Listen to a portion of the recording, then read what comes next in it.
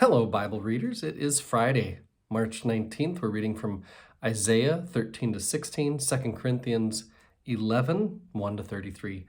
The Isaiah section that we're entering into, chapters 13 through 23, are oracles concerning foreign nations. Remember, Isaiah is oftentimes seen as a prophet that speaks to the big picture more than perhaps like an Amos or an Obadiah, who speak specifically to a king from Judah or Israel or a behavior of the people of God. And so this is where Isaiah shows the breadth of what the text of Isaiah is about.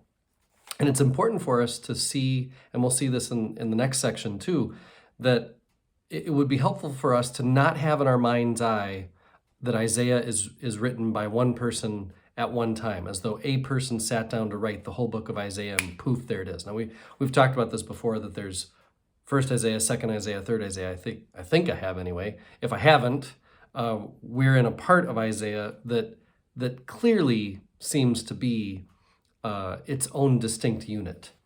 I'll say that more about that in a second. But an oracle, because I use that word, that this is these 11 chapters, 13 to 23, are oracles concerning foreign nations. An oracle is simply an announcement of judgment.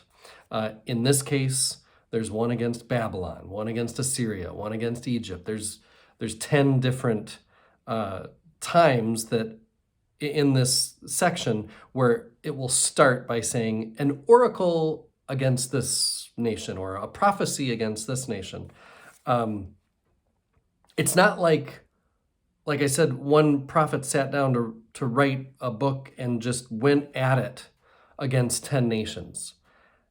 As my commentary says, neither geographical nor a thematic development in the sequence of oracles can be discerned. So even if somebody did sit down and just say, okay, here's a bunch of oracles against 10 nations, it hops all around. They jump around the map of the ancient Near East.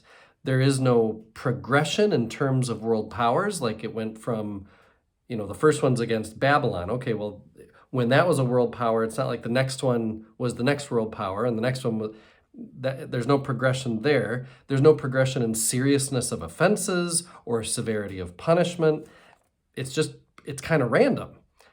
It is important, though, that the first nation mentioned is Babylon, because that's what many scholars have taken to mean that, well, this is probably written during a time, these oracles are collected at a time when the nation of Israel are exiled in Babylon. The dating that goes along with the different circumstances that all these oracles are speaking to shows that the oracles cover a pretty long period of time, maybe 200 years. So scholars think many hands have created this section. The overall theme of this section is the Lord of hosts has planned it to defile the pride of all glory, to shame all the honored of the earth. 2 Corinthians. Back to Paul's preparation for a showdown visit in Corinth. Paul sounds like, when I first read it, this section today, Paul sounds like a suitor, competing with lesser men for a damsel's hand in marriage. That's on purpose. Paul's trying to expose his jealousy that Corinth would feel special. Now, as I read my commentary, that person says, well, it's more like a dad-daughter relationship with Paul looking out for his favorite daughter. But whatever it is, you get the point. No matter what the analogy feels like as you read it, Paul's trying to protect these Corinthians because he cares for them so much.